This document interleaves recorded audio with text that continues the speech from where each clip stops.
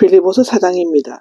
지금까지 신학적인 변론이나 교리를 가르치기보다는 빌립보 교인들의 생활에 대하여 건면을 했는데 교회가 당면한 문제들을 개괄적으로 다루고 있습니다.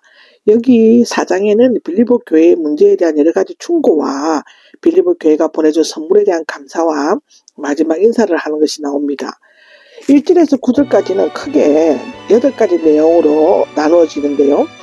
첫째는 주님 안에서 굳건히 서십시오입니다. 1절은 3장의 끝에 연결되는 앞부분 내용의 결론적인 건면을 볼 수 있는데 바울이 빌립보 교인들이 얼마나 사모하는지에 대해서 내가 사랑하고 또 보고 싶어하는 형제 여러분이라고 적고 있습니다. 즉 사랑하고 다시 만나기를 간절히 원하는 소망을 찾아볼 수 있죠. 내 기쁨이며 멜류관에서 승리한 자의 머리에 씌우는 멜류관인 내 사랑하는 여러분입니다. 즉 빌립보 교인들은 바울에게 기쁨을 주는 원인과 근거가 되었으며 장차 재림의 날에 자신의 복음사역의 열매와 자랑이 될 것임을 언급하고 있는 것이죠. 이와 같이 주님 안에 서십시오인데요.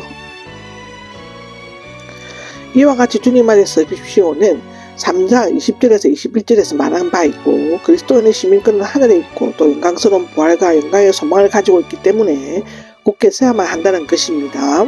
여기 주님 안에는 바울 서신에서 40회 이상 나오고 있습니다. 여기 굳게 서십시오라고 하는데요. 진실되게 굳게 서다 현재 능동태 명령법입니다. 천국 시민이 된 성도는 십자가의 원수들에게 끊임없이 유혹과 공격을 받는다고 해도 그리스도 안에서 그의 재림을 기다리고 믿음을 굳게 서서 흔들리지 말아야 한다는 것이죠. 2절에 보면 주님 안에서 같은 마음을 가지십시오 나오는데 빌립보 교회 안에 불화가 있었던 것에 대해서 얘기하고 있는데 이미 언급하였고 여기에서는 구체적으로 두 여자의 이름을 언급하고 있습니다. 요디아와 순두개인데요. 빌립보 교인들의 유력한 신자여 바울의 총애를 받는 열심히 있는 봉사자들이었던 것 같습니다. 이 여자들을 도와주십시오인데요. 빌립보 교인들에는 바울의 전도를 받은 장사 루디에 세워진 교회로서 여자의 역할이 컸던 것 같습니다. 특히 빌립보는 다른 지방의 다른 자들과 개인 재산을 소유하고 부인의 요구로 한 일을 법의 제재를 받지 않으며 마게도니아 성은 모계로부터 받았다고 합니다. 빌립보 교회를 주도적으로 이끌어가는 두 사람의 다툼과 불화는 화제가 되었고 교회의 안팎에 적지 않은 악명을 끼쳤을 것으로 보여집니다. 3절에 이 여자를 도와주십시오 하는데요. 참으로 멍에를 함께 맨 신실한 동역자이다인데 그가 누구인지에 대해서는 멍에를 함께 맨 자, 즉 슈즈고스라는 사람, 바울 자신, 바울의 아내 등으로 많은 견해가 있습니다. 그가 정확히 누군지는 알 수 없지만 그 여자들은 하야시킬 수 있는 능력을 가진 사람이었음에 틀림없죠. 클레멘트가 나오는데 성경에 언급되지 않았으므로 누구인지 정확히 알 수 없으며 로마의 유명한 감독 중 같은 이름을 가진 사람이 있었다고 합니다. 복음 때문에 나와 함께 싸운 사람들인데 요디아와 순두개를 말하는 것입니다. 그들은 외부의 적에 대해서는 잘 싸웠지만 둘 사이에는 사소한 일을 놓고 다투고 불화를 하였다고 하는데요. 그들의 이름은 생명책에 있었습니다인데 비록 두 사람은 다투고 불화했지만 복음 때문에 함께 싸웠기 때문에 그들의 수고가 헛되지 않고 구속자의 명단에 하나님의 생명책에 기록되었다고 하고요. 그러므로 이제는 다투고 불화가 할 때가 아니라 잘하여 마음을 합하여 진리를 붙들고 함께 일해야만 한다는 것입니다. 주님 안에서 항상 기뻐하십시오 하는데 빌립보는 기쁨의 복음이라고 할 만큼 기쁨의 분위기로 가득 차 있습니다. 이 기쁨과 기뻐하자는 믿음의 기쁨이며 성령의 열매이기도 하죠. 바울은 그리스도에 관해 설교하는 기쁨, 순교의 각오를 포함하는 기쁨을 말하고 있는데 그리스도인의 기쁨은 세상 사람들이 체험하는 기쁨과는 전혀 다른 차원의 것으로 환난과 모진 박해 가운데서 항상 기뻐할 수 있는 기쁨이다입니다.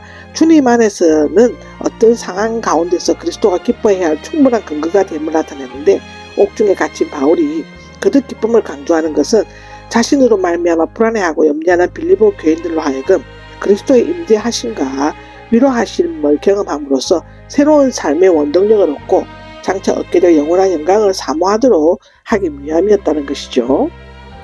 여러분의 인내하는 마음을 모든 사람이 알게 하십시오인데요. 인내하는 마음은 다른 사람이 자신에게 악한 태도로 대하거나 손해나 역경을 당한다 해도 흔들거리거나 넘어지거나 싸울 마음을 가지거나 주관적인 행동을 취하지 않고 원한과 고집을 버리고 그리스도처럼 너그럽게 용서하고 감정과 정욕을 알맞게 절제하고 원만하게 공평하게 친절하게 끝까지 참고 견디는 것을 의미합니다. 모든 사람을 알게 하십시오는 인내하는 마음의 태도는 어떤 특정한 사람뿐만 아니라 불신자나 자신을 괴롭히고 박해하는 자들에게까지 보여줄 것을 권면하고 있죠. 주님이 가까이 계시기 때문이다인데 당시 초대 교인들은 인사말처럼 주님께서 오십니다 라고 마라나타 라고 말했다고 하는데 아마도 주님 가까이 계십니다로 그들께 사용될 수 있다고 합니다. 이 말은 시간적 공간적 의미로 해석되는데 시간적으로는 주님께서 오실 때가 가까이 왔다는 것입니다. 그러므로 서로 다투지 말고 용서해야만 주님께서 오실 때 용서해 주실 것이라는 것입니다. 공간적으로는 주님이 가까이 오셔서 곁에 계시다는 것이죠. 아마도 주님께서 가까이를 함께 계시면 가까운 때에 오실 것이라는 믿음은 빌립보 교인들이 한난과 핍박을 당할 때마다 큰 위로와 소망을 주었다고 합니다. 아무것도 걱정 말고 감사함으로 하나님께 아뢰십시오입니다. 사람이 세상을 염려나 걱정 없이 살아갈 수 없습니다. 그러나 기뻐하고 인내하면서 주님의 임재와 소망을 가지게 되면 아무것도 염려하거나 걱정하지 않게 될 수 있습니다. 왜냐하면 염려나 걱정을 하는 것은 마음이 하나님께로부터 떠나 자신이나 사물에 기울이지 되시기 때문이죠. 바울은 염려하지 말고 전적으로 하나님을 의뢰하고 친교할 것을 권면하고 있는데 4가지 방법이 제시되고 있습니다. 즉 모든 일에 기도, 믿는 자와 같은 마음으로 하나님께 접근하고 모든 일에 기도와 간구로 요청할 것을 감사함으로 하나님께 아뢰십시오입니다.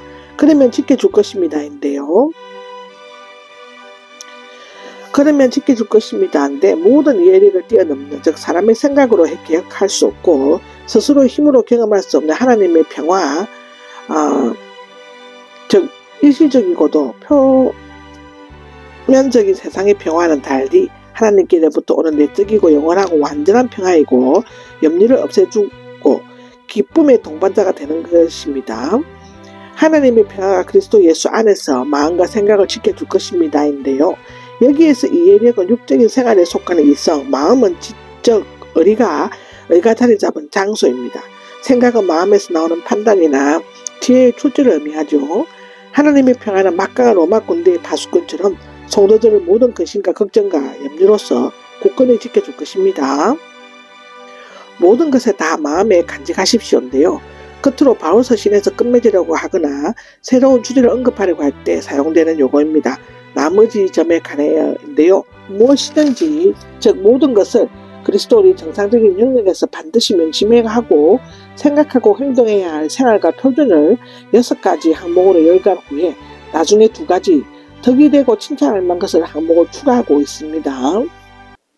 즉 참되고 경건하고 옳고 순결하고 사랑스럽고 명예롭고 덕이 되고 하는 그런 것들을 의미하는데요. 칭찬할 만한 것이면 높은 도덕성의 칭찬을 말하는데 마음에 간직하십시오는 단순히 유익하거나 마음속에 담아두는 것이 아니라 이상의 덕목들을 귀하게 여기고 친밀하게 계획하고 실행하라는 것이죠.